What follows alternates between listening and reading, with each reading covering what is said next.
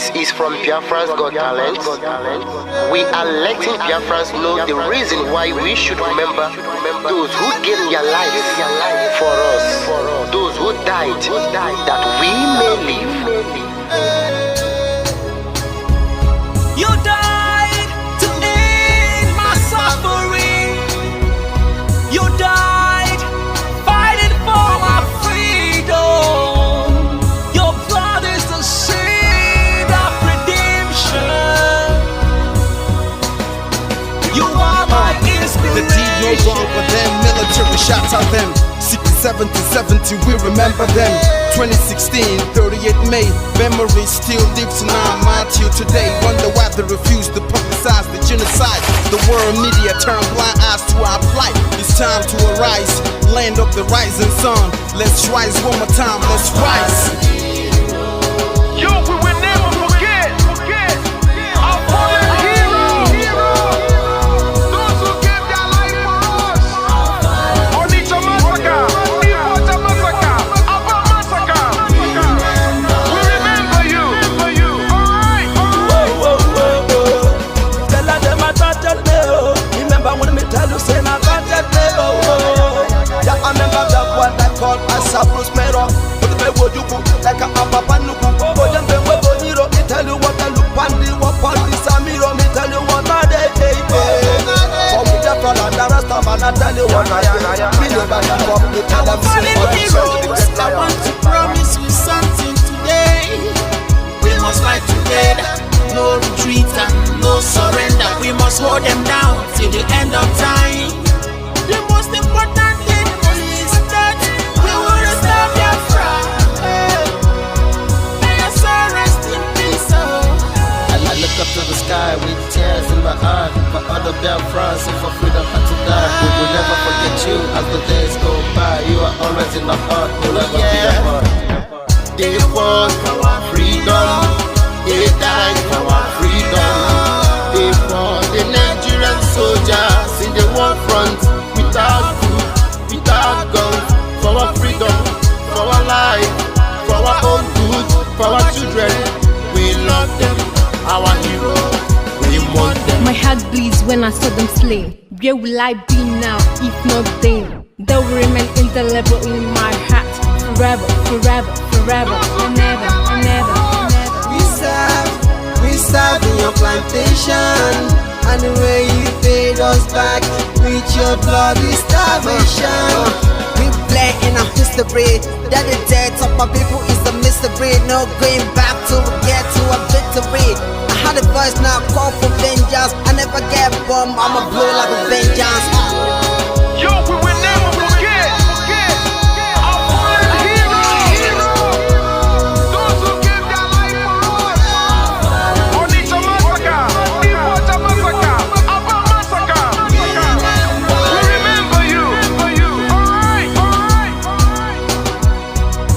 Where will I be now? If not you, you died at Mali.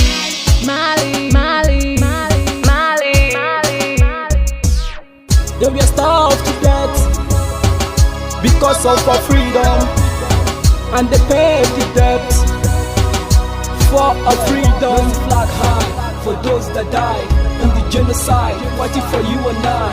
There is pain in our heart, we bleeding inside, tears in our eyes, so I'm falling here. This is for my fallen heroes. Give them a motivation, people. It's like I'm looking at myself in the mirror. Cause to be a cast, I need to be a nurse.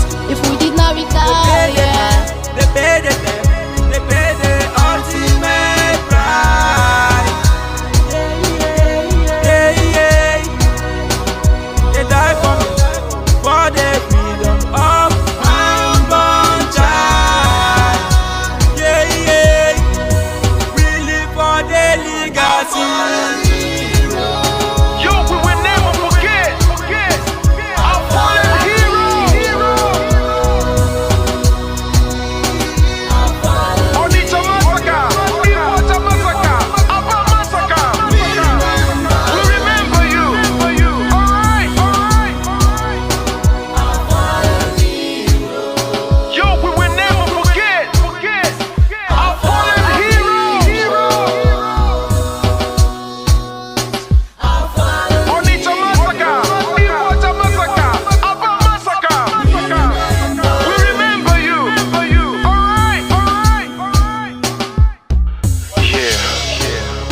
flag in the air. Never be afraid. March on, cause we are more than conquerors. Yeah, you know what it is. We must revenge, and we must stand to represent who we are.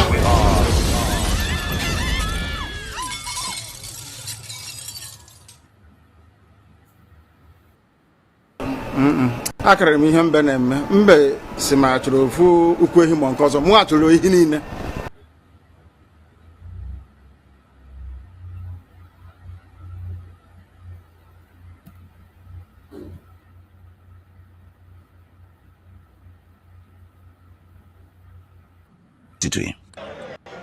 Onye si na agata anya ahụhụ ma ọ bụ na anyị fe arụsị anyị wee na-efe arụsị iwe were iwe gị na ọmụma gị wee dị aleta anyị ụmụ anyị wee na-anwụsị ụfọdụ nọ n'ụzọ ije ha anaghị alọta ụlọ ọzọ nne na nna wee na-ata ahụhụ wee na-ata ikikere eze nwaanyị konye ka ọ gaa ubi ga arụ ọrụ Fulani chiri ehi bata ebe ala gị n'iyi okwu ebepụ ya isi anyị pụta anyị kpọpụ onye nwe anyị n'ugwu Awụsa ahụ ejide anyị wee gbuo ihe ọ bụ anyị mara aka n'ime ha si maka ha gaa n'ihu elekwa ọdụ ụgbọ mmiri n'igwe ọcha bụ ememiri ọhịa nke dị na Kalaba otu aka ahụ anyị na-ala nsọ ebe Biafra bụ ndị kọstọm sokwenye anyị n'etiti anyị anọghị n'ime mmiri kama kọstọm jiri ebe niile ha wee na-ata anyị ahụhụ anyị kwuo sịpụta anyị ka kpọchie anyị kwuo sịpụta anyị ka gbagbuo anyị onye nwe anyị na Chineke na nke bi n'igwe ọ bụ ụzọ dị agha isi na-ebu ndị iro anyị n'anya wee karịa ndị nke gị akwa anyị bụ ụmụ Chineke akwa ọba aha anyị ka anyị na-aza akwa ọba anyị nwe na-aza ike Chukwu akwa ọba anyị nwe na-aza amara Chineke akwa ọba anyị nwe na-aza Chisom akwa ọba anyị nwe na-aza Chizoba nna nke dị nsọ onye ime eluigwe dịka otu onye iro dị na anyị bụ ụmụ gị bịa ka iwe zọpụta anyị bịa ka iwe napụta anyị n'aka ọjọọ ihe bịa ka iwe lụọrọ anyị ọgụ bịa ka iwe dịtụ ozu ọgbọgọwa memilera Goliath Chineke nna nke igwe ruo memiri Fero sikwa otu a mee ka Fero ka ọ guzo n'ihu ụmụ ndị anyị ga-ebi ka o wee taa akọkọ ikiri ụtọ ọsọ ị ga na-edu anyị n'ụzọ niile nke ezi omume ọ bụla adịghị na anyị na-aga ndagwurugwu onyinye ọnwụ ọ bụ nwa bụ ekele eluigwe n'ụwa onye ọbụla kere gị n'oge mmalite n'oge ọgwụgwụ kama anyị onwe anyị gwa anọkwa ahụ ofu ụbọchị anyị ga-anwụ n'ezie kama ma akọ n'okwu gị na-anọgide ego mgbe ebighị ebi ọ bụ ya mere anyị ji were gị n'anya isi anyị wee na-asị nna nke dị nsọ bịa ka iwe gosi anyị Biafra na ndụ na-abụghị n'ọnwụ bịa ka iwe mee ka ebe gị na amara gị wee kpuchiri anyị ka uwe bịa ka iwe zọpụta ndị nke gị bịa ka iwe mee ka Biafra wee bịa ka anyị na-ewetụta na nsọpụrụ na ịja mma site n'aha gị onye bụ Chukwu abịa ma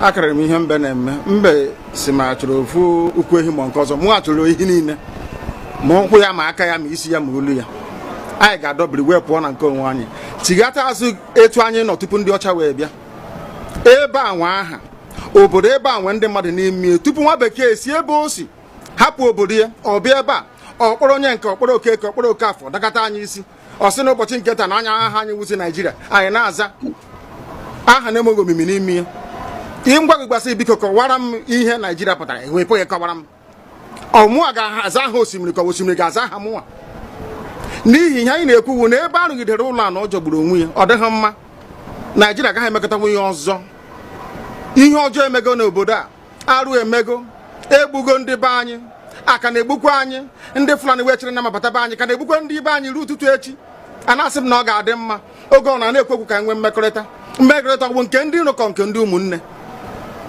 ha egosighị anyị ọtụtụ mgbe ha kpọrọ anyị asị onye ajụrụ ajụ na-ajụ onwe ya ha jụrụ anyị aja ama njụ onwe anyị agbanyeghị na anyị nwe ngwa ahịa n'ugwu Awụsa agbanyeghị na anyị na-azụ ahịa ebe niile dị iche iche na-eme nke ọma kama onye gara ndụ kpakụ onye ire rie n'ihe ọ Ndụbụisi ka anyị na-ekwu okwu ya ka echeghata azụ ebe a ruo obodo anyị ka o wee maa mma wee karịa obodo ndị ọcha na mma ọhịa anyị na-arịọ nwoke na ugwu nwee nkwanye ugwu n'ime onwe anyị ọnwa anyị pụọ n'iro a na-etigbu anyị pụọ n'iro ekwu okwu asị ọ bụ gịnị ma anyị ji wee ekwu okwu ọnwụ ihe ndị a ka anyị sị na anaghị anabatakwa ya ọzọ Ọ dị ma akụkọ akọrọ anyị bụ na ọkụkọ na ewu agaghị nzukọ ụmụ anụmanụ. A na-emezi mgbe ọbụla a chọrọ ịchụ aja, ejiri ọkụkọ maọbụ nwụchụ aja. Mgbe ọbụla a chọrọ ime ka Naijiria dị n'otu, enwe ha na-eto esi mgbe kpam akpụrụ ndị Igbo. Ọ pụtara na anyị bụ ọkụkọ maọbụ ka ọ pụtara na anyị agaghị nzukọ mere ya bụ ihe eji eme anyị bụ ndị Igbo ụdị na ọbara ndị Igbo ahụ kpafu n'obodo Naijiria gaja. Ọ bụ site n'akpọmasị ihe na-eme anyị dịka ihe mere ndị ji oge mgbe gara aga. Etu akụ ka mba niile dị iche iche ji kpọọ ụmụ Izrel asị, a na-egbu ha, a na-egbu ha, a na-egbu ha, afọ niile aka na-egbu ha na-egbu ha. O wee ruo oge ugbu anyị asị na ogbugbu a na-egbu anyị na ọ dịghị anyị mma. Ọ ka mma na onwe ihe kwegbuo anyị wu nwere onwe njem a nke anyị na-aga kama na na-esi etete n'ụtụtụ asị na onwe onye gburu ebe a onwe ha na-ekwu okwu. O doo na onye onwe onye n'aka ụkọchukwu n'ugwu Awụsa ebepụ isi ọnwụghị ofu ugboro, ọnwụghị ugboro abụọ, ọnwụghị ugboro atọ, ọnwụghị ugboro anọ. Ọ bụ ruo ole mgbe ka a ga-egbugide anyị wee rue anyị asị mba na anyị ga-aga ka anyị nwee ike wee nwere onwe anyị? Ọ ka mma na anyị nwụrụ ebe anyị na-azọ nwere onwe tụmụ na anyị nọ n'ụlọ etu a mmadụ ibe mabata n'ime ụlọ mbịa bupụ m isi a sị na achọghị ụdị nka. Ọ bụghị anyị maka a ga-eji wee chụọ àjà ọzọ. Welcome, welcome, welcome. Thank you for joining us on this very quick evening program. I thank you all for being part of this very program. We've been able to do the morning section of this program, and so many of you were there in the morning. And this is just the evening section. Evening section, we don't spend much time. We just spend some little time so that we can go and take rest. So the next 1 hour or less than that, we can be able to round up on this program. And remember that the mission that we have is to continue to expose the atrocities of the Janjaweed at all the time. Today we are discussing on a very important topic that we talked deeply in the morning. In the morning hours, we discussed it in full in the morning. But this evening, it's going to be on a different direction. We will try to just a kind of briefing and a kind of summary on what we talked about in the morning. And the discussion is centered on the reason why Mazi, Simon Ekpa, and Mazi Nnamdi Kanu rose. Mazi Nnamdi Kanu is in detention today. The reason why he rose up, the reason why Simon Ekpa rose up, it is very, very simple and clear to everybody, whoever you are. This is something that you can run away from. The same reason Mazi Nnamdi Kanu rose up is the reason why the United States is taking action in Nigeria today. The same reason why Mazi Simon Ekpa came out is the reason why the United States is taking action. It is the same reason that Nigeria has been today declared a country of particular concern. You can't mix it up. It doesn't matter whether you like the Biafran cause or you don't like it. Whether you like Mazi Nnamdi Kanu or you hate him. Whether you like Mazi Simon Ekpa or you hate them. The actual fact is that the same reason why they came out is the reason why the United States is taking action in Nigeria today. There is no other reason. Simple reason why the United States is taking action in Nigeria today. So wherever you are, I ask you that it is time, more especially the Biafran people, it is time to intensify in whatever you are doing. Don't go back, because our effort is finally yielding fruit. The cry that we've been crying for so many years that nobody pays attention, the tears of the innocent, the blood of innocent that have been flowing in Biafra land, finally somebody is paying attention. And I bet you, this is not the time to go back. This is not the time to sleep. This is not the time to take a break. This is not the time to rest. This is the time for every single one of us to go to work. Whatever you are doing, intensify in it. If you are in the diplomatic side, there is something you are doing diplomatically, either as an organization or as a person, please and please intensify and focus on that. If you are in defense, please focus on the defense with every support you can get and continue to defend the land. And those of us who are here, whoever you want to support, if you are supporting diplomatically, keep on supporting. If you are supporting in defense, search for the real defense and keep on supporting. If there is something you are doing on your own, keep on doing that. I have said it again and again and again. I am for Biafra. Any human being that arises today to speak genuinely about Biafra, you don't need to consult me to advertise you. You don't need to tell me to post your video. You don't need to tell me to talk about you. Once I see what you are doing, I am going to put you in the front line and speak about you. 2026 is not 2025. I said at the beginning of the year that every single broadcast we are going to make has to be strategic, talking about issues that matters. It is Biafra or nothing. This platform is not to instigate violence. This platform is not to preach hate. This platform is not to attack anybody. This platform is genuinely put in place to promote the cause of Biafra and to present Biafra to the entire world as the only remedy to the failed state in Nigeria. I have explained it and I will continue to explain it. Biafra being the only remedy does not mean that we are denigrating other regions. It does not mean that we are ignoring other regions or we are looking down on other. No. When we say Biafra as the only solution, it is because I am a Biafra. We in this platform, majority of us are Biafrans. So we present Biafra as only remedy that when Biafra leaves, every other region will have their own independence and freedom. I have said this several times. I don't find anything wrong in having a caliphate. There's nothing wrong in having a caliphate. We have so many caliphates that are operating for those who agree on it. So what we are saying, the northern region has already something in place. They already have a system that is working for them in place. The southwest has a system that is working for them, and the southeast definitely have the circular system that works for us. So all we are asking is that let countries be created according to value system. Every region to your tent, O Israel. That is all we're asking for. Peaceful disintegration of this very concocted evil entity.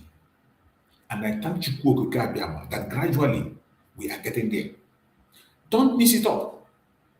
Wherever you are as a Biafra, don't sleep. This is not the time for gossip or propaganda. Pay attention. We are getting to the disintegration of Nigeria. It is approaching very, very, very fast. We have campaigned for this for a long time. We have prayed for it. We have worked towards it. We have preached it. Peaceful disintegration of Nigeria. We are getting to that. That is where we are going. We are not calling for violence. We are not calling for violence. All we are doing is to defend ourselves. And as we are gradually approaching the peaceful disintegration of Nigeria, all you have to do today is to put every hands on deck. There is no need for propaganda. There is no need for blackmail. There is no need for attacking your brother or sister. Every one of us should be up and doing. If you know what you can do to bring Biafra on the spotlight, do it. Anything that you know you can do to put Biafra on the spotlight, go ahead and do it. Either diplomatically, on defense, on the media, wherever you know that you can be able to work. Please, don't wait for anybody to call on you. Don't wait for anybody to praise you. Don't wait for anybody to beg you or promote you. I beg you in the name of Geopolitical. The time is right. The tension is high. The international communities are looking. They are not looking away. The only thing that will make them look away is your attitude and my attitude. We must continue to conduct ourselves disciplined. We must continue to conduct ourselves with collective interests. Have that unity of purpose. Unity of purpose. I have explained it and I will continue to explain it for those who do not understand. There are some set of people that when you speak about unity, they get angry, they get agitated. That is why I always go further to explain unity of purpose. Unity of purpose. It does not mean that we must be on the same organization. It does not mean that we must have the same opinion. But at the same time, our focus and purpose remains one. Our demand remains one. Each time we speak, we remain on one agenda: the recognition of Biafra. That is the only demand we have: the recognition of Biafra. Come sun, come rain, no matter how you have been abused and caused, insulted, or whatever, keep that aside. When we get back home, we will settle our differences. As in Igbo one name and a we have a very serious situation at hand. That is why everybody should go to work. And I'm so impressed. I am very, very impressed with what those who went on protests in Nigeria did. Biafrans protested on different states, in different states in Nigeria. It was very, very impressive and interesting to see Biafrans protesting across board. It was very, very interesting to see that.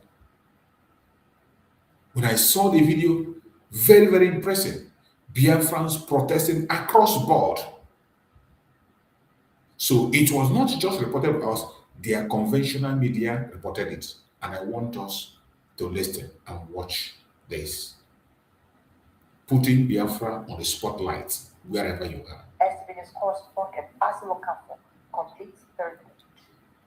The indigenous people of Biafra, IPOP, and the global family of Biafra say that they come solidarity rally and peaceful march were held on 15 January across three locations in the southeast, Abia, Anambra, and Lagos State in support of the President of the United States of America, Donald Trump.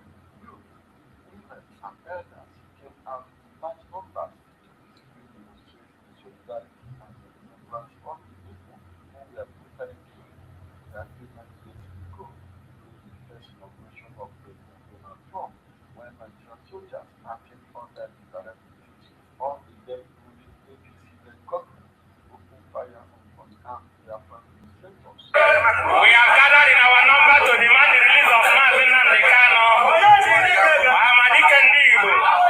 Free Mazi Nnamdi Kanu now.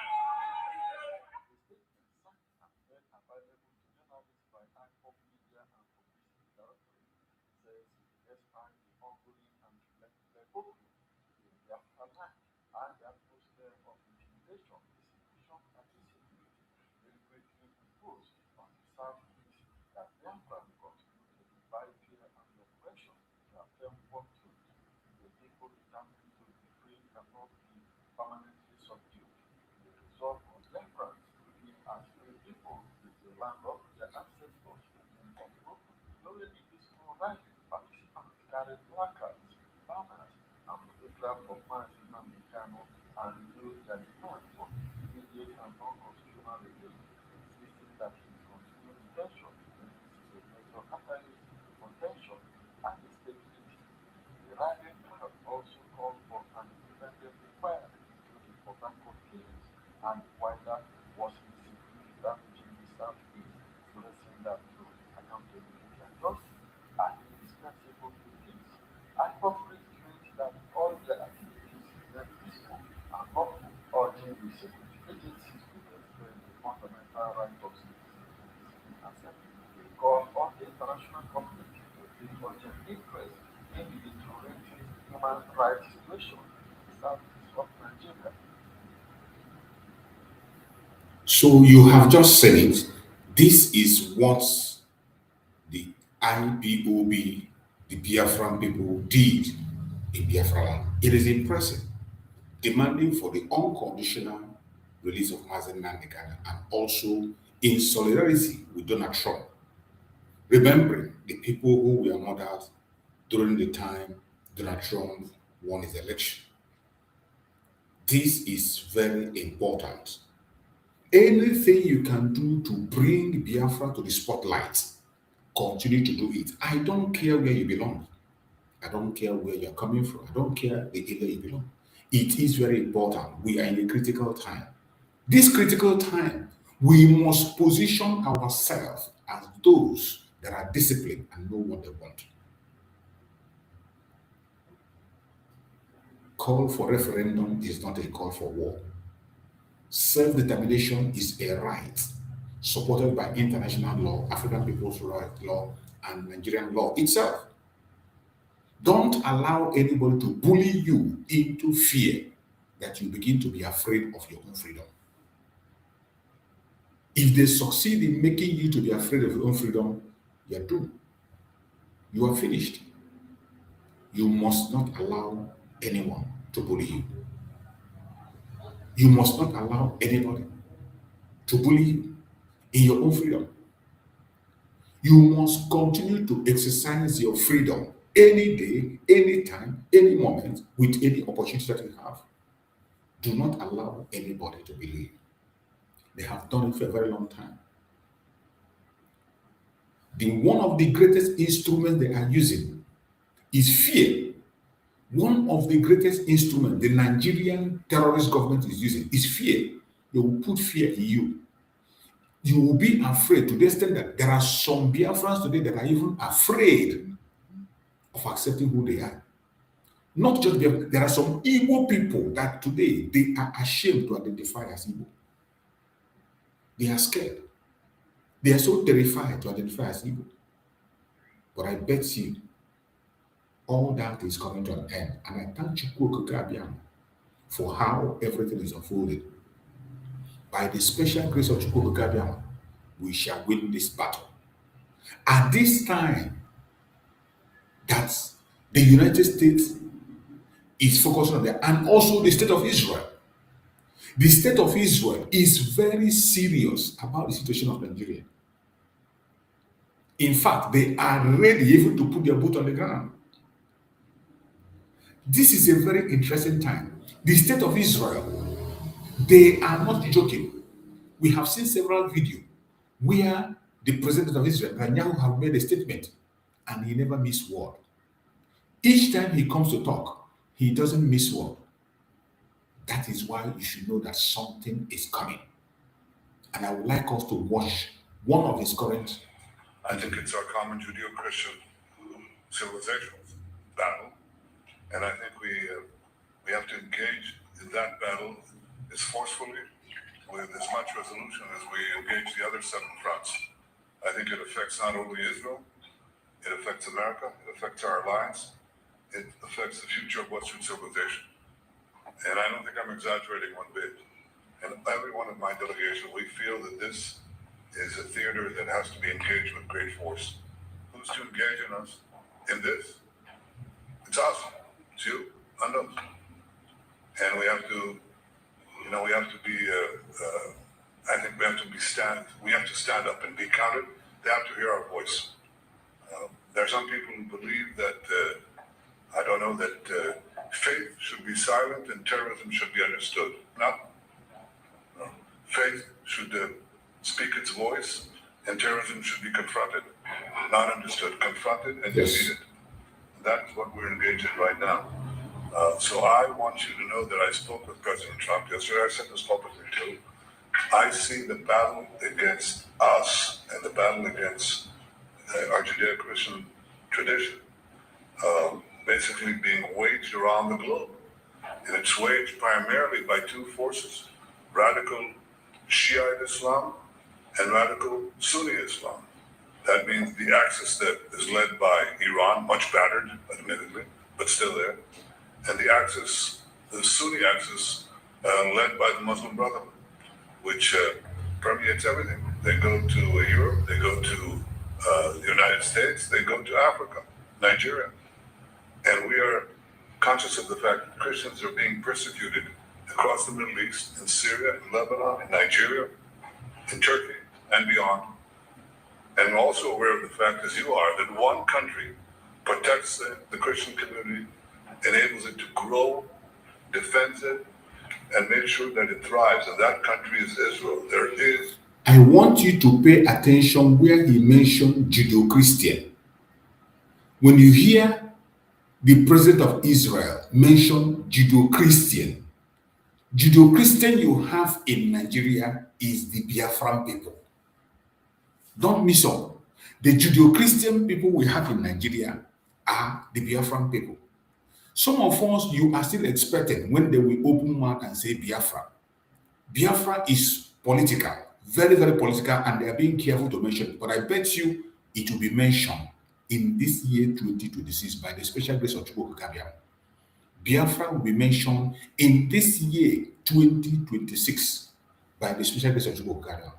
But I tell you, when you hear Netanyahu say Judeo-Christian persecution, Judeo-Christian persecution across the world, in Nigeria, the Judeo-Christians we have in Nigeria are the Biafrans. I want you to pay attention to that statement, Judeo-Christian. Mazi Nnamdi Kanu also used that language when he was writing to Donald Trump. Donald Trump used the same statement. So when you hear this, it is coming to play. And I bet you the end of Nigeria has come.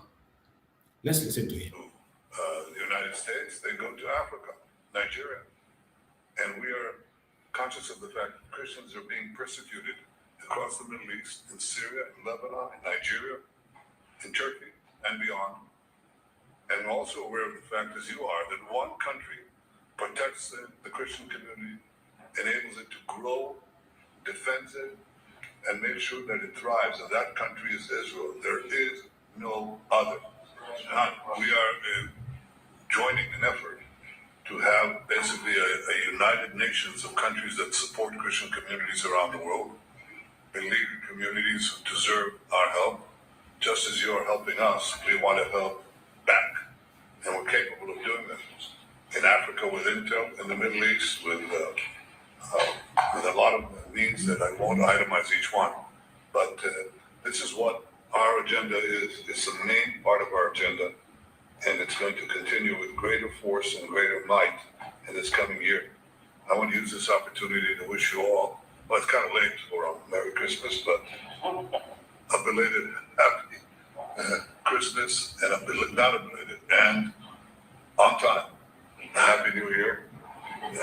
May it be a year of prosperity, peace, and security for all of us, but especially for the Christian communities around the world. So thank you. Happy New Year to all of you. Thank you. So, we got to be playing these videos for you to hear the tone that is coming out. Everything is coming to understanding. And I bet you our freedom is very close. The only thing we need to do is to position ourselves properly, be where we are supposed to be. And at the end of the day, everything is going to make sense. Everything is going to make sense. All we need to do is to pay close attention wherever you are. Pay close attention. Don't allow anybody or anything to distract you, because the appointed time to free the children of Geopolitical has come. And nothing will stop it. Nothing will stop our freedom at this appointed time. All you have to do is to be very careful. Be very careful. Play your own role. Do what you know you can be able to do. Everybody have their own responsibility. Make sure you play your own role and do your own responsibility. If you do your part, I do my part. At the end of the day, everybody is going to be happy, and everybody is going to achieve something better for all of us. Every one of us have a responsibility. Every single one of us have a responsibility, and we must make sure we pursue that responsibility, do what we have to do, be whom we are supposed to be, and make sure that we are not deceived. No matter the distraction, no matter the obstruction, no matter the propaganda, no matter the blackmail that is coming from right, left, and center, don't allow it to deter you. Don't allow it to confuse you. It doesn't matter what they throw at you. They are going to throw so many challenges. They are going to throw so many challenges. But when these challenges come, I urge you in the name of Chukwu Kabiam, don't allow the challenges to overwhelm you. Don't allow the challenges to distract you. Don't allow the challenges to deceive you. A lot of things are going to happen. A lot of things are going to happen. So while those are happening, do not lose your focus. Do not get distracted. Do not allow anybody to distract you. The enemies are going to come with so many styles. They are going to come with many systems. They are going to apply many methods. But I bet you, as long as you remain consistent, we shall overcome. We shall overcome in this battle. There is light at the end of the tunnel. There is a great light at the end of the tunnel. And I bet you, as we continue to focus and pay attention, everything will now make sense and we will definitely win. So before we continue, let us now go to their conventional media to see what they have in their conventional media and discuss. So because we will continue to go on and on, we will continue to push forward, we will continue to touch different topics and different issues, and we will continue to do what we have to do. We will never allow them to deceive us. We will never allow them to distract us. No matter the pressure Nigeria will bring, no matter the tension Nigeria will bring, don't allow it to distract you. A lot of things are going to happen. A lot of attacks is going to come. But as those attacks come, continue to stand your ground, because our freedom has been signed and sealed. And in a very short while, it will all be over. That is why you must not allow yourself to be distracted. You must not allow yourself to be distracted, no matter what happens. No matter the propaganda, no matter the blackmail, no matter the attacks that will be coming from right, left, and center, don't allow them to push you. So my fellow Biafrans, wherever you're watching from, we will go once again into their studio. Let us hear what they are saying in their news in Nigeria. You know, that is how we always do it. We get some information in their news, debunk those we can debunk, and then we can be able to analyze those we can be able to analyze. That is how we do it every evening. So let us go to their media.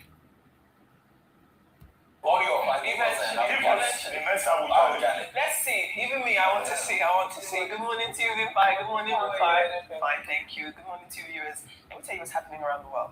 Now, Ukrainian President Volodymyr Zelensky has cancelled his trip to Davos after Russia launched a massive strike on Kyiv, the Ukrainian capital. Now, Russia launched 339 drones and 33 missiles targeting the Ukrainian capital, leaving 335,000 people without electricity, heating, or water amid freezing conditions. It's a situation so grave, Zelensky says that he cannot leave the country to attend the World Economic Forum taking place in Davos.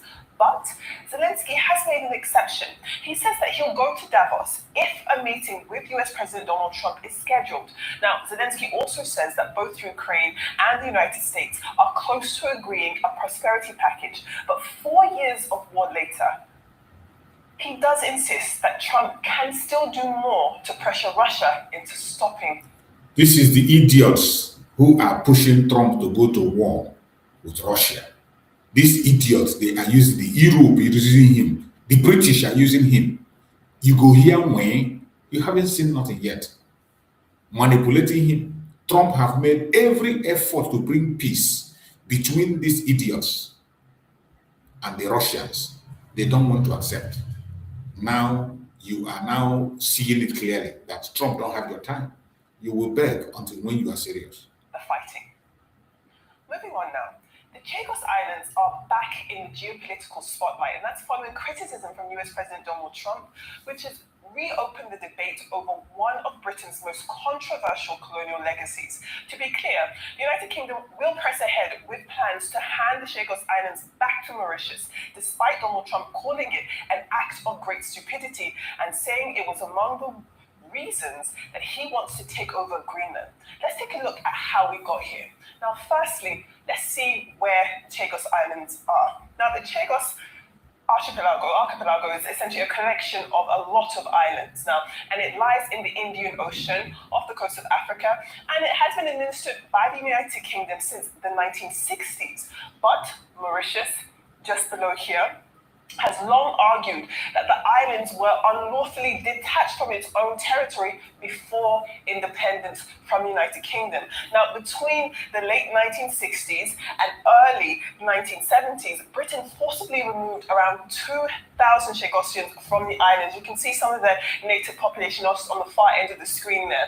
And what they did in banishing them essentially was cleared the way for a major US military base on Diego Garcia. This is Diego Garcia. It's the name of the island, and that is where the US military base remains. It's also now one of Washington's most strategically important overseas installations to this day. Now, when we're looking at international pressure, things get a bit more interesting because over the years, you've got the likes of international bodies mounting pressure on this region of the world. So in 2019, the United Nations top court advised that Britain's administration of the islands was unlawful and called for their return to Mauritius. Now, London eventually agreed in principle to transfer sovereignty while maintaining the US base under a long-term lease, a compromise essentially aimed at balancing international law with Western security interests. Now, let's bring Trump into this. On a post on Truth Social, US President Donald Trump has now criticized the arrangement, questioning whether the handover weakens US strategic control in the Indian Ocean at a time of growing competition with China. Now, supporters of the deal say that it corrects a historic injustice and strengthens Britain's standing under international law. But critics argue that it sets a dangerous precedent that could unsettle other military basing agreements worldwide. Now, at its core, we do know that the Chagos dispute is about three things, essentially. It's about colonial accountability, great power military strategy, and who ultimately controls territory in a rapidly shifting global order. When we want to break this down to its key points, we do know that the United Kingdom agreed in October 2020. All this info is formed by United Kingdom. And we know that in annexation of land. In May, Britain said that it would pay Mauritius $136 million a year over the lifetime of its lease, which would be in total around $4.5 billion. And essentially, this is to secure the future of the Diego Garcia military base under a 99-year lease. It is that and all of these issues that Donald Trump is referring to as being a stupid deal, something that he doesn't like, and the real underbelly of his quest for Greenland. Now, let's move on and come home to the African continent. Because the British are not sincere. Has extradited a former Burkinabe leader, marking a significant moment in West Africa's ongoing struggle with coups and political instability. Let's take a look at this profile. Let's pull it up. This is Paul-Henri Damiba. He briefly led Burkina Faso after seizing power in a military coup on the 24th of January 2022. He was then overthrown himself in September of the same year, and thereafter, Damiba had been living in exile in Togo, and he had been in Togo since the 2nd of October 2022. All of this happening, him coming into power with the coup, him being overthrown himself and going on exile, all within the same year. So essentially, Burkina Faso descended further into insecurity. That was the justification for his own toppling, and that was driven by jihadist violence and political upheaval. That was why Traoré came in. Now, this is the current leader of Burkina Faso's military authority. He is Ibrahim Traoré, and he requested Damiba's extradition on charges that he reportedly embezzled funds, he undermined state security, and continues to plot against the ruling junta. Now, these are allegations that Damiba's supporters deny.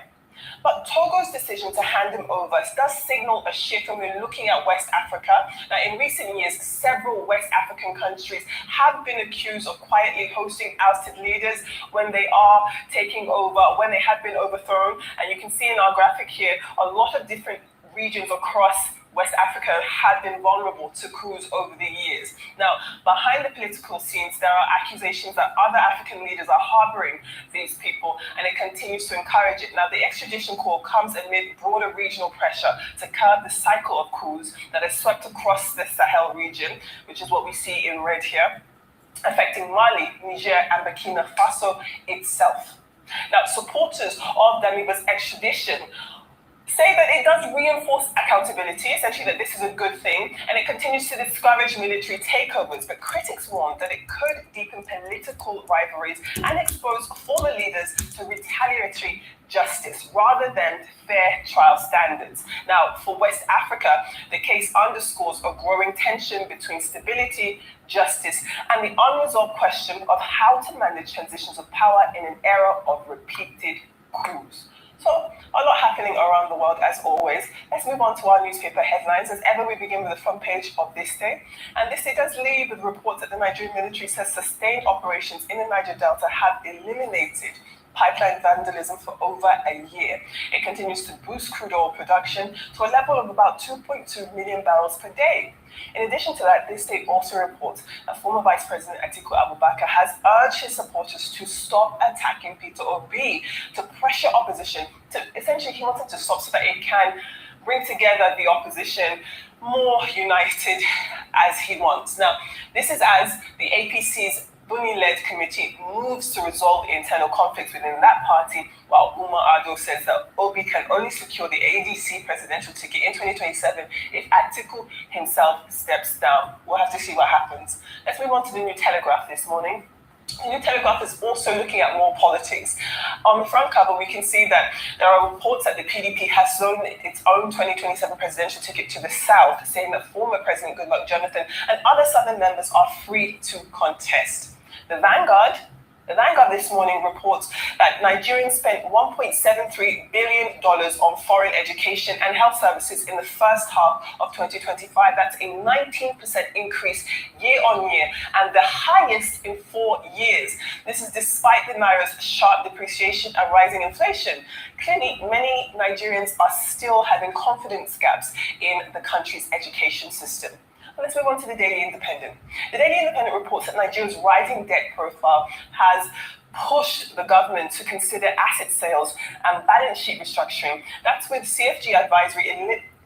What they've done is estimate that selling up to 49% of government stakes in 74 joint venture assets could raise about $50 billion, and that could contribute to cutting debts, boosting revenues, and recapitalizing key state-owned enterprises such as the NNPC, for example.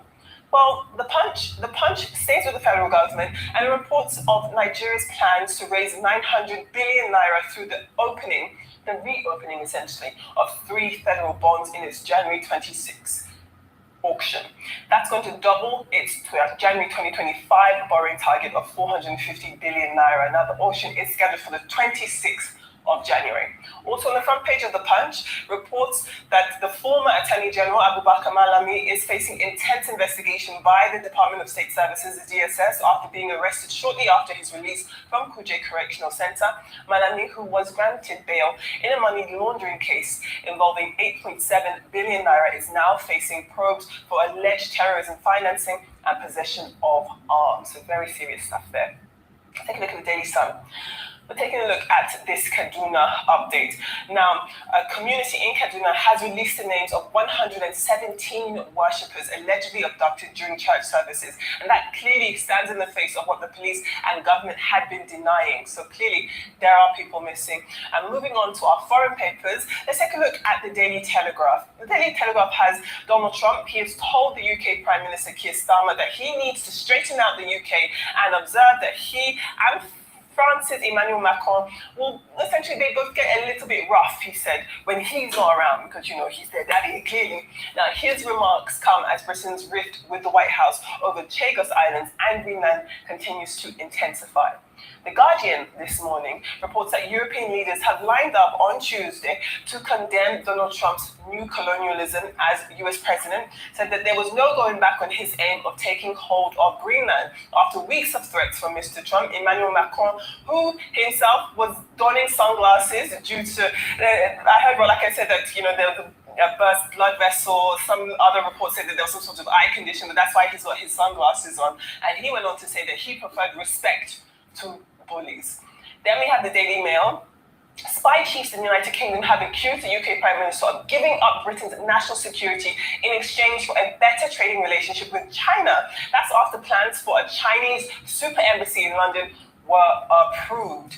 And lastly, the Daily Star has a bit of an update on this rift with the Beckhams. So what we have is David Beckham himself. He reportedly indirectly responded to his son Brooklyn's open letter outlining the reasons why he's estranged from his controlling family. Now, the paper says that the former England footballer said that parents must let their children make mistakes. He made those comments during an interview at Davos, and he wasn't talking about his son specifically, but, you know, people are drawing parallels. So those are your newspaper headlines, and your brief. Love to hear your thoughts. Thank you so much, Femi. As regards Trump, again, what you will say, one day, one lie, one day, one chaos. In 2025, when that deal was done, Trump actually endorsed the deal because the sweetener in the deal was the fact that, you know, it's a UK-US joint military base out in Geopolitical.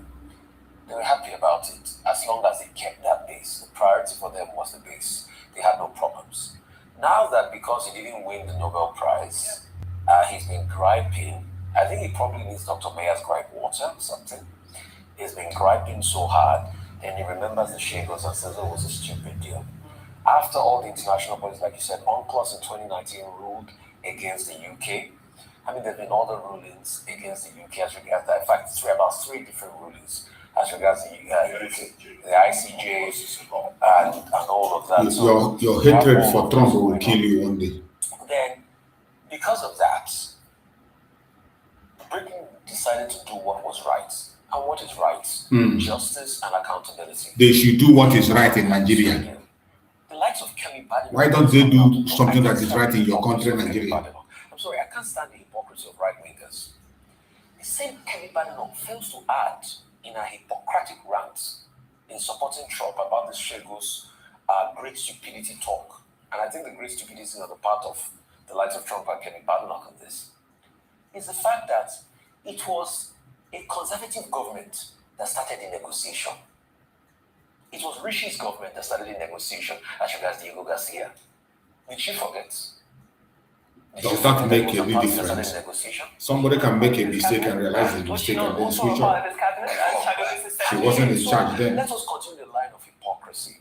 You know, so I don't have so much respect for people that endorsed something last year, today, a year after, when they didn't get the Nobel Prize. The leader of the party can endorse it when they have some other reasons to reject it. They reject it. They say, oh yes, Britain, no, because you did it, you let go of Chagos Island just to be able to justify your quest for Greenland. Don't worry, we'll give you a Nobel Prize. Maybe you stop crying. Moving on. As regards what is happening in Africa, it's a terrible one, what we're now having, where you have a lot of coups happening.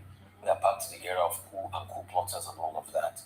But for me, the justification of extraditing somebody back, I'm talking about the Burkina Faso president, is quite shocking. Because you equally also forcefully take power. So if you say this person is plotting a coup against you from somewhere apart, and I don't even know why Togo agreed to that to be maybe because of their relations with Burkina Faso, and then now you talk about embezzlement and all of that. See, if another government gets into Burkina Faso now, they will find charge of embezzlement even against himself, that is extraditing somebody. But the shocking thing is that a country that had a democratic government at some point in time now has to go through a cycle where two military leaders are fighting. I think it's not a good one for the African continent. I think our leaders must wake up. Right, let me pick up from that. This cooperation between Nasibe and Ibrahim Traore is quite an interesting development for me, because in the past we've heard the foreign minister of Togo speak about the fact that Togo has not ruled out the aspect that they may join the Alliance of Sahel States. Now, this newly found cooperation now begs the question, Is this an indication that there's warming between the relations between Burkina Faso and Togo? Why is Togo important? Togo is important because it gives access to the sea, and currently the Alliance of Sahel States doesn't have sea access, so it would be a very strategic development. Now, apart from that, trade has been hugely impacted in West Africa by the creation of AES and ultimately the exit from ECOWAS. Here in Nigeria, exports to the ECOWAS region fell by 13%. This is due to the exit of those states from ECOWAS. So I think this is something that we need to watch, because potentially we might see the Alliance of Sahel States gaining a new member who gives them access to the sea. Now, very quickly, we now move on to, let me touch on France. Macron speaking about new colonialism and imperialism, I was quite in awe, because I was thinking to myself, France. Reunion, Guadeloupe, French Guiana, Mayotte, Martinique, so France. Territories that are under your quote-unquote colonial rule. So let's not speak about any new colonialism. You also still control the reserves of a number of African countries through CFR. Up to today, they're still colonizing people. France. When you now come to the world so we finally didn't talk about France, so we were focusing on Trump. Meanwhile, you're the guardian of colonialism and neo-colonialism in its most direct form in modern You can't stop Trump. Administration. Your hatred cannot stop Why Trump. is the Chagos Archipelago important? 600 islands, between Indonesia and Mauritius in Africa. Now, first, the British took it over in 19th century from the French, and then in 1968, when they granted independence to Mauritius, that's the British, they decided to hold on to the Diego Garcia and the islands surrounding it, because it's a very strategic, remote location in the world. You cannot see what is going on there except from space.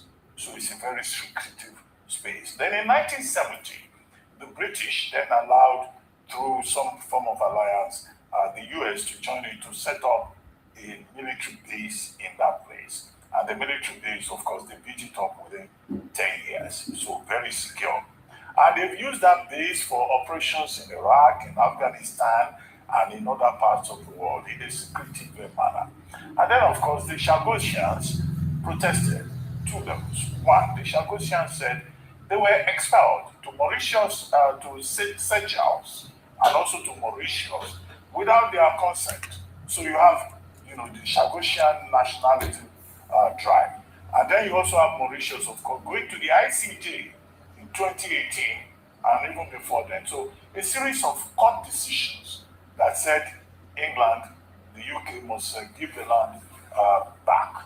Now, the position, the compromise that was then reached, eventually a deal was signed, May 2024, is that, look, the UK can hold on to Diego Garcia for 99 years, renewable for another 40 years, and pay £110 million per annum. So that is the problem. The US played along. Marco Rubio said it was, an extraordinary achievement, and now Trump is saying something different. So again, what is underlined here is the hypocrisy of President Trump personally.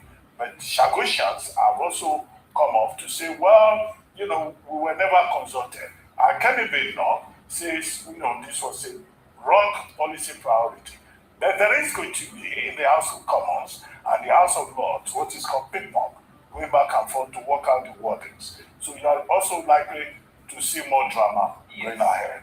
As for Togo and Burkina Faso, the main issue is that Togo decided to extradite Damiba on the basis of reciprocity and that there will be no death penalty. Would that happen? It remains to be seen. That is it. You see them every time when they come, they will not even focus on their own matter, they join other people. So you have spoken every time, most time their attack is on Donald Trump. They want to attack Donald Trump to prove him inefficient, to prove that he is nobody, to prove that he doesn't know what he's doing. But each time they come and make their attack, the truth always remains the truth. and they can't stop it, no matter how they try. So let us go to the next one. Let us go to the next one and be able to digest that also in their own Nigeria system, their evil janjaweed and their madness. From northwest Nigeria, local sources say at least 3 churches were attacked and dozens of worshippers abducted during a Sunday service in a forest community in Kajuru local government area of Kaduna State. One church leader claims that as much as 63 people were taken by gunmen in a coordinated assault. However, security authorities say troops deployed to the area found no evidence of an attack, raising questions about what exactly happened and why accounts differ so sharply.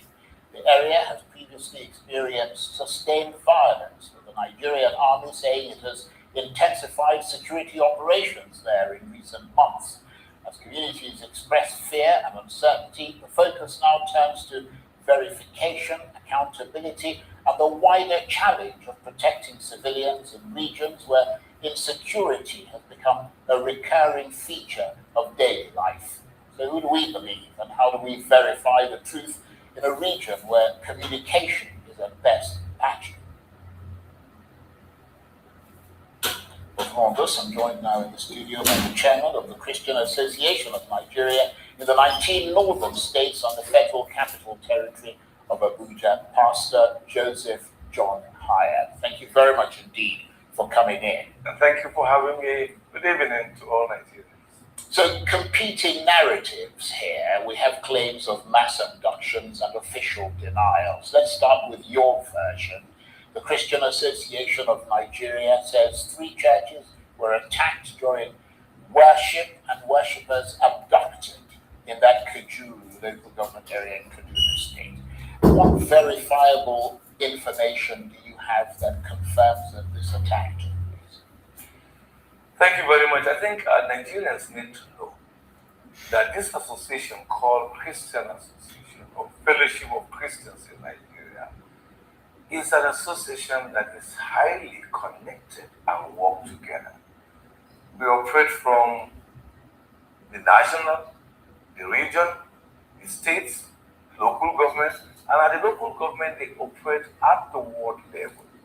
So our connection, our system of communication, passing information forward is such a great one that we don't have difficulties knowing when and where and how things happen.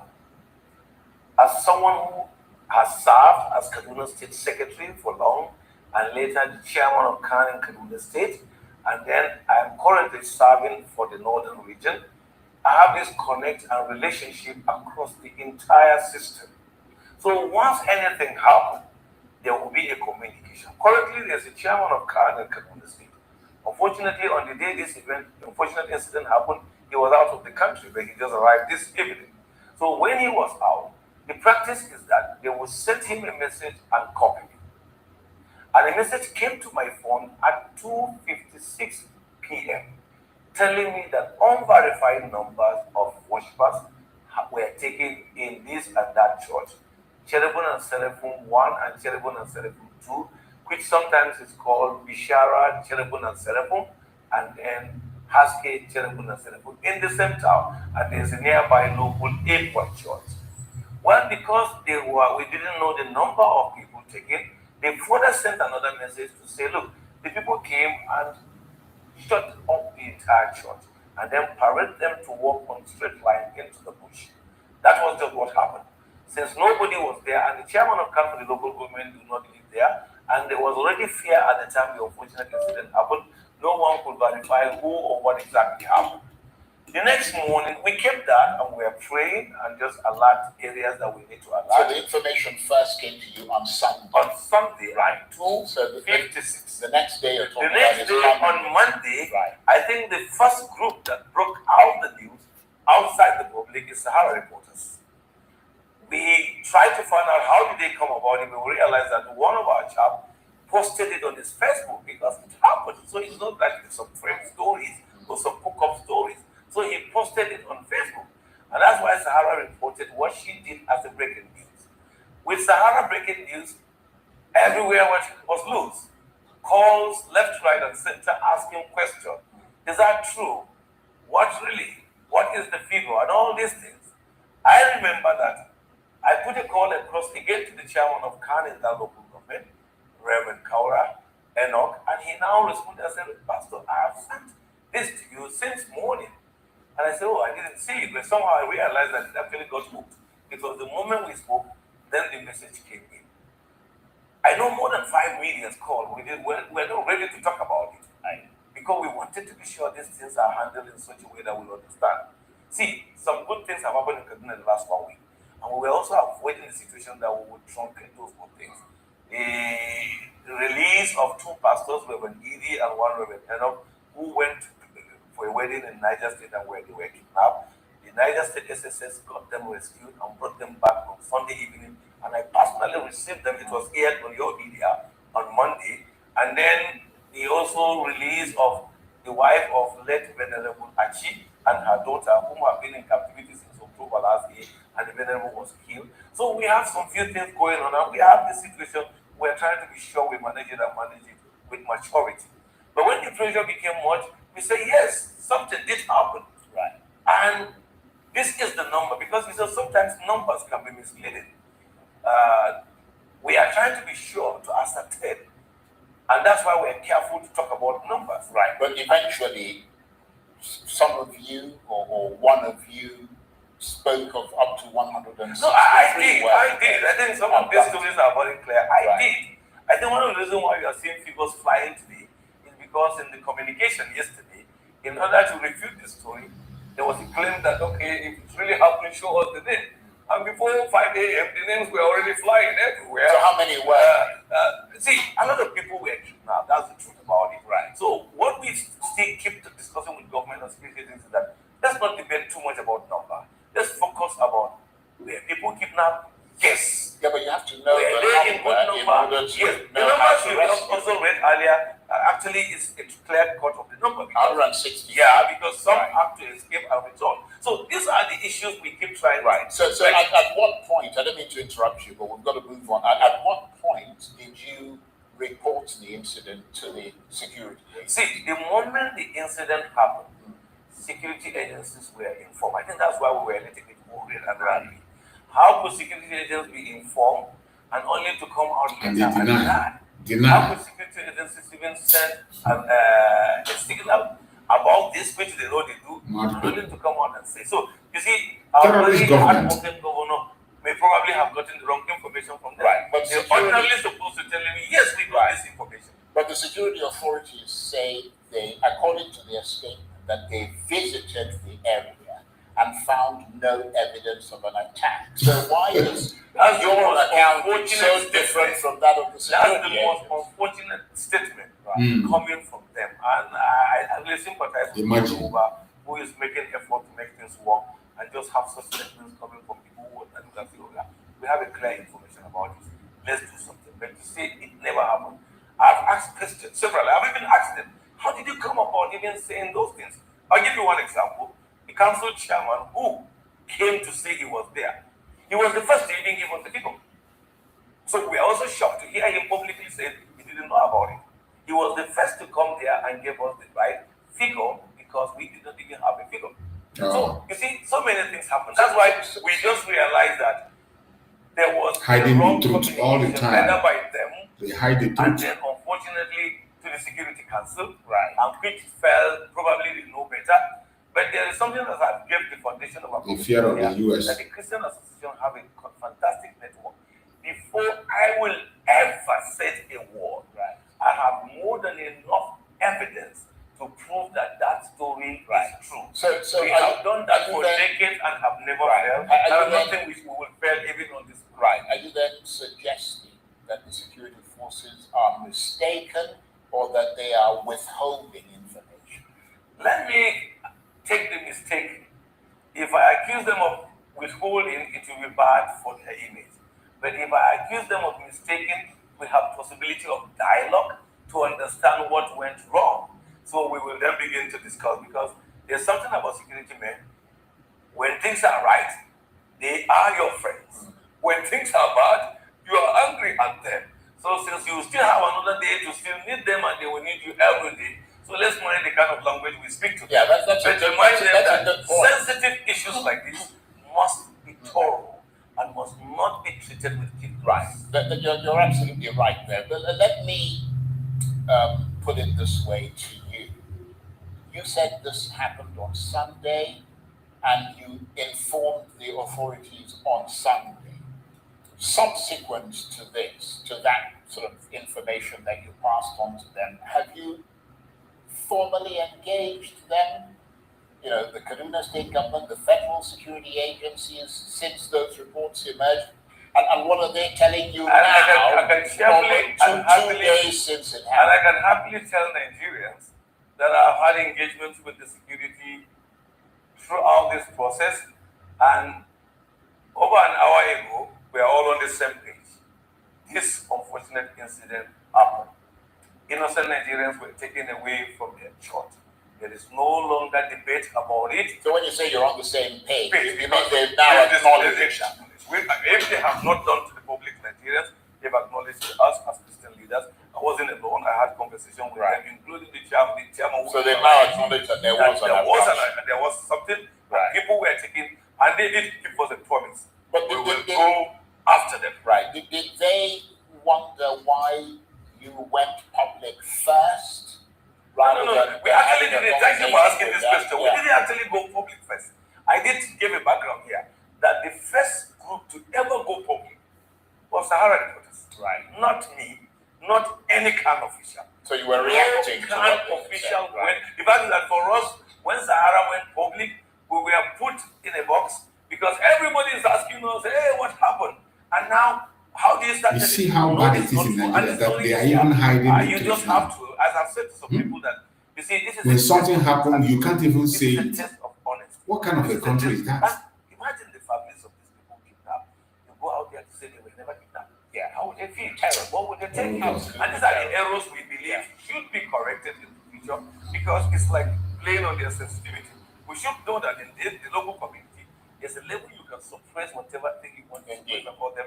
It will definitely come out. Nevertheless, whoever came up with that kind of idea actually didn't play it well. Nevertheless, right now we are not talking about that. We are looking for solutions. Right, but nevertheless, in situations as sensitive as alleged attacks on churches, given the international focus on Nigeria with regard to that, what standard of proof does CAN apply before going public? Because once you make such a claim, you can't easily withdraw them.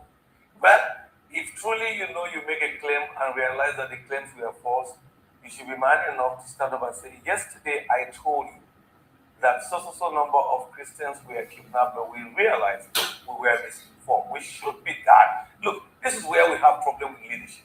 Leadership that cannot honor when things are wrong and accept and apologize and possibly take some punishment for misleading is where we have problem. So for us, we are sure of our story. We knew about our story. That's why when someone challenged us to produce the names are there. Let him contest the name.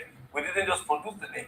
We have even the few ones who escaped with their injury. We have them displayed and so many other efforts. So we cannot, and we have never come out publicly to make a statement. And this is about any negative thing for purpose of either injuring government or injuring someone. Right. We are just like someone who is in his house and there's fire, and he's crying and saying, fire, fire, fire. You say, no, keep quiet, don't say there's fire. The fire will burn the house. So what we just did was, there was fire in our house. First, we wanted to be sure it's fire or just a smoke that we can put it off. But we realized it's truly a fire, and we said, there's fire. What we expect was, oh, where is the fire? Let's come and help you. But we got a shock. Some people wanted to make it, turn it into something else. I initially said, to me, they wanted to twist it into what was not. Whatever may be their reason, personally I felt disappointed, but I just realized that we are human, so people can make mistakes. So, were there people kidnapped? Yes, in good number, and what we are calling simply is get our people back. Right, okay. Do you see this as part of a broader pattern of attacks on Christian worshippers in the Northwest? Or do you see it as an isolated? No, it's not just in the Northwest. In the last few weeks, if not a month, we have credible intelligence of deliberate plan to attack Christians in Niger, Christians in Kogi, Christians in Kwara, and other states that are vulnerable for purposes of provoking anger, stirring up more confusion in the country. And we've told security agencies that this is our reality. They also know that they will do nothing. These attacks to carry out terrorists. Right.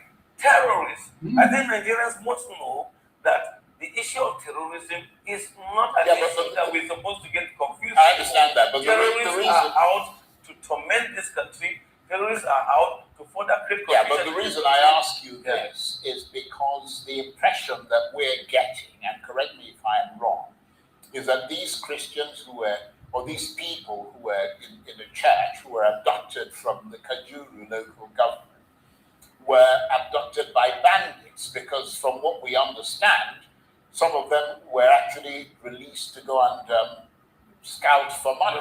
No one was released to go and scout for money. Whoever gave that version of the story is actually cooking it from his own. They escaped. Right. Repeat, they escaped. Nigeria. No one. They're not even called to discuss and negotiate. Right. So if you can't say whether they are terrorists or bandits. You see, this differentiating of bandit and terrorist. I can't understand. Why are they differentiating? We know the activities of terrorism in the Northwest and activities of terrorism in South. Even the whole media house will be differentiating terrorists and bandits. In Northeast and other parts of Nigeria. So terrorists are no longer hiding their identity. They boldly and confidently and arrogantly shows that they will torment. And they call them bandits. So when we begin to call them bandits, I can't understand. Trying to lower down. Let me use the word of the president. Tell him. Somebody in the studio doesn't know that using that language is evil. Armed against Nigeria. It's a terrorist group. So if some people are afraid to call them terrorists, our president have done that before now.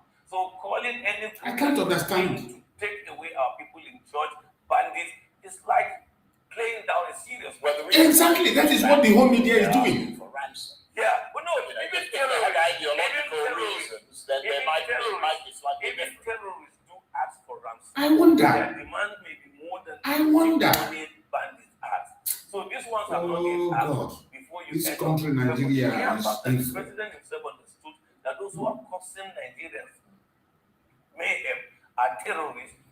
The media that is supposed to be educating people are the one that people are educating. And took in the same way she was terror. Okay, now people like the US President Donald Trump have previously framed violence against Christians as evidence of both persecution and state failure. Are you concerned that this incident could be internationalized that way, or do you welcome it being internationalized? See, this is the opportunity we have as a country to use this situation to correct whatever story.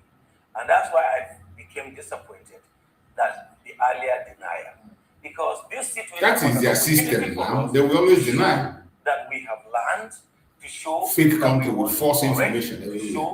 Everything in Nigeria is false. Change things. If we simply, the security had simply came out that day to acknowledge that this thing did happen. They will never. But we will go after this because we have authority from the president, we have authority from the governor, or authority from the IG, or whoever is in your media is calling them bandits. After anybody who torments Nigerians, and we will not sleep until we bring these people back. Imagine what Nigerians would have think. We would have been discussing what we're discussing today. Unfortunately, that was not taken. But we still have opportunity to remedy it by proving to Nigerians we probably didn't get the right information at the first instance. We have gotten it now, and we are going after them to ensure that our fellow citizens do not sleep any more night in the hands of terrorists, and we bring them back. You see, Nigerians just need this assurance and see it being put into action, and everybody will clap and everybody will rejoice. When we live every day thinking the other person is framing a story, how on earth would someone in his right senses sit down and just lie that so number of people were taken from his job? For what reason? If you bring politicity, it has not even justification, because that local community was their total vote altogether. So there are sensitive things that we don't need to allow it to reach this level. That's why I'm so happy this evening that after all the noise, everybody have come to realize that we didn't didn't raise a false alarm. In the first place, we didn't bring it up, but we wanted to confirm a story that was already in circulation, and we confirmed what was true. If there were mentioned at all, the mentioned were those who wanted right on the story upside down. But you do know that attacks on places of worship, Christian places of worship, carry particular emotional weight, not just in Nigeria, but internationally, and in particular the US, all the way to the White So House. therefore, when it happened, they should not talk. Is that what you mean? Recently, we know what Trump tweeted after all the stories around about Christian persecution. But you see, there's also a development that we must begin to celebrate. When Trump tweeted, he tweeted it as if all the killings were Christians. Gradually, Trump, in the recent statement, also do acknowledge that the killings are on Christians, but also on Muslims. So you see, that's the importance of communication and good information. You can change the perception of yesterday into something new today.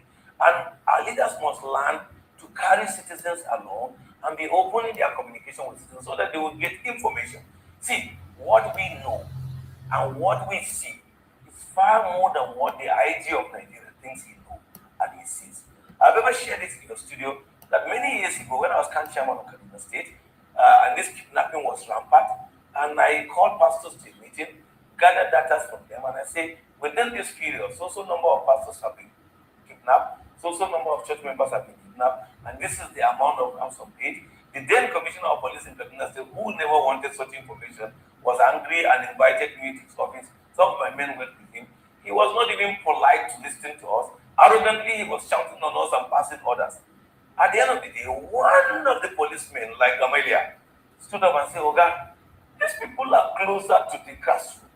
What they see and know, we don't know it. If we want to know, let's relate with them. I'm using this again to remind security agencies that this work you are doing is our work. We need you just as you need us. We must befriend each other and to get information that will help the country. I am a Nigerian, a patriotic, a passionate, patriotic Nigerian. I love this country in such a way that I won't even want to spend 1 week in any country. I've been to countries in the world, and when I'm struggling to come back, they ask me, what are you doing in Nigeria? Just laugh. I'm more freer here, I'm happier here. Whatever you think, Nigeria is home for me. So let's work together. We will nail all these things together. We will stabilize our things together. We will expose these people together, because there's this saying always that when you see something, you say something. Why are Nigerians not saying what they see? Because there's a trust in this. Right, but what is your what sense do you have of the long-term strategy that is needed to make communities in northwest Nigeria, but across, beyond that? I mean, Christian communities genuinely safe. I think what we want in Nigeria is every Nigerian community safe. When we begin to address it as Christians and non-Christians community, then we are further helping the division. Yeah, I'm just saying that because that's the group you deal with directly. Truly speaking, if my neighbor is not safe, I am not safe. So when the commitment is to save Christian community, we've not yet started. Because if the Christian community is safe, the other community is not safe, we still have a problem around. So we want every community to be safe. And that's where we must have an holistic approach to our security activity. We must carry citizens alone in our effort to unveil and unravel any security threat. We must win the trust of people to tell us what they see, what they know. We must also work together to ensure that what we do, they believe us and they know we are doing it well. So far, so good. Efforts are being put in place by security agencies to prove that, but there are still gaps, there are still lapses. And those lapses are the one we want to see deliberate effort to correct them, deliberate effort to put them in their right place. If we do that, then we can achieve success. But when we are playing security with this kind of deniers, going backward and forward, then we also begin to put in the minds of people doubt. Even when we come with something genuinely tomorrow and we ask them, they will say, you've always denied, so we're not even sure you will not tomorrow deny this one. Right. Well, I want to thank you very much indeed for coming in and taking the time to talk to us, but also to mention that if there's anything that Pastor Joseph John Hyatt said that the authorities dispute, they have a right of reply, they can come and reply to it. And Pastor Joseph John Hayab is chairman of the Christian Association of Nigeria in the 19 northern states and the Federal Capital Territory. Thank you very much. Thank you for having me, and I pray for a peaceful Nigeria and the safe return of our brothers and sisters who are in the hands of their captors. Amen. You can see what Nigeria has become. From everything that this man said, you can just see that Nigeria is nothing but a failure, a drama. When something happens, the very first thing to do is deny. Since Donald Trump gave a threat, they have never made any move to take any action. They have never taken responsibility of anything. There is no effort, no reasonable effort Nigerian government is making to show the world that they are serious to combat this terrorism. No single effort has been made. It has always been one lie or the other, one propaganda or the other. Either they are denying or they are covering up. That is what they're doing. Either they are denying or they are covering up. And how long will they continue to cover up? Continue to support the terrorism, promote the terrorism directly and indirectly? Whatever they are doing, they can't tell me they don't know what they're doing. I bet you they are doing what they are doing intentionally. It's not a mistake. I will never accept anybody that will come and tell me there's a mistake. What kind of mistake is that? That is why every one of us has to prepare. Every single one of us has to prepare for the days ahead. This year, something is going to give in. Something must give. This very year, something must give. It does not matter what happens. The only thing we have to start doing is those of us who are Biafrans, those of us that are genuinely today seeking for freedom, those of us today that are working towards our future, we must continue to work hard. Don't get distracted. Don't get carried away. No matter what you see, no matter what you hear, no matter what they say, do not get discouraged. Do not get distracted. Don't allow them to distract you. Do not allow them to distract you. If you allow them to distract you, I bet you, you will be the one to regret. So finally, my beloved brothers and sisters, I appreciate every one of you that have joined us on today's program. We have come to the end of today's program, and we are going to be back again tomorrow morning to continue from where we stopped. Wherever you are as a Biafran, always know it, that it is our responsibility to continue to fight for our freedom. No matter what you see, no matter what you hear, no matter the blackmail, the propaganda that will come from east, west, north, and south, don't allow anybody to distract you. Unity of purpose remains the only thing we hold in our hands and receive Biafra. Unity of purpose. We have to position ourselves properly so that we can sing the new song in our own land, not in a strange land. I thank you all for being with me on this very evening section. And we are going to be back again tomorrow morning, same time, with a very important message. Try to join us tomorrow morning. Click your notification bell if you want to do so. Share this program, share this video so that others can see it. It is important. Our evening program is also important because if you don't hear what is happening in the conventional media, you will not know how to defend yourself or how to attack them or how to debunk them. You need to listen to them, hear them so that you can know how to be able to debunk them. That is why we hold this evening program. Go to their media, bring information, bring their news and updates. So I appreciate everyone that have been with us. Thank you so much, and may Chukwu continue to guide and protect every one of you. I pray that we will all meet again tomorrow. Good night and stay blessed.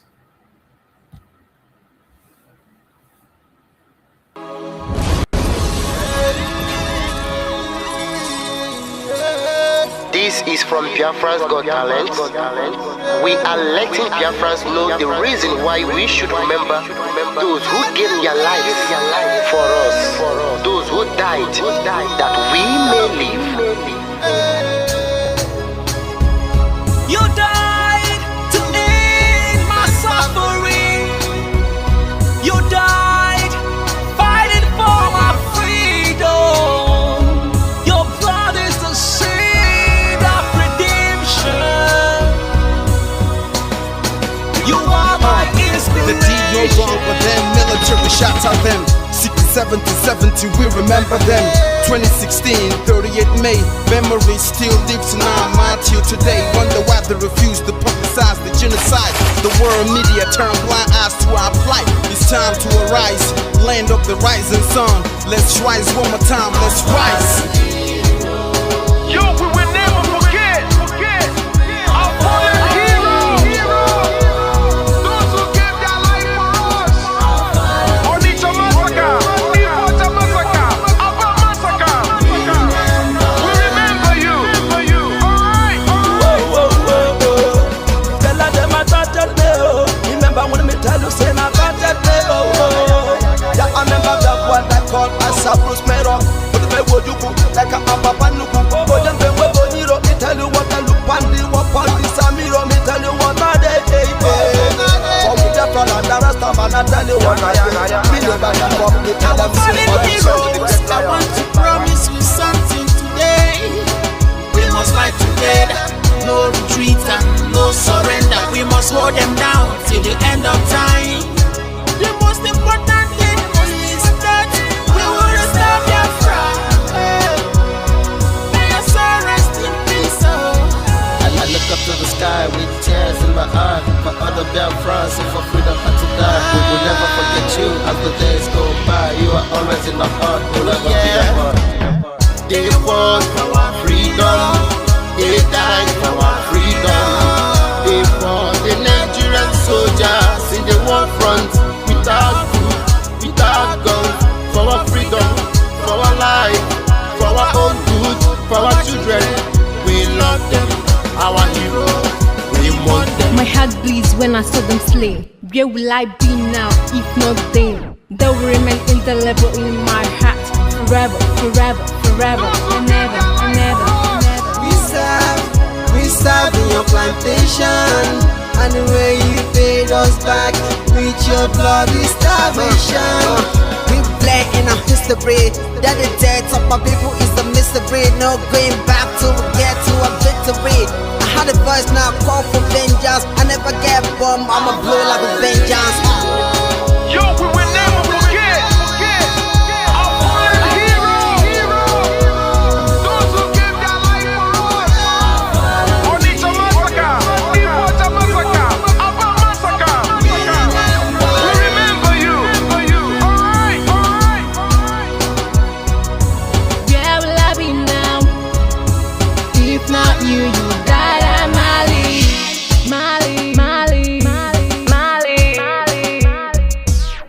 They were starved to death because of our freedom, and they paid the debt for our freedom. Flag high for those that died in the genocide, fighting for you and I. There is pain in the heart, we bleeding inside, tears in the eyes, so I'm falling here. This is for my fallen heroes. Give them motivation, people. It's like I'm looking at myself in the mirror. Cause to be a cast, I need to be a nurse. If we did not retire, They paid the ultimate price. They died for me, for the freedom of my unborn child. We live for the legacy. Yo, we will never forget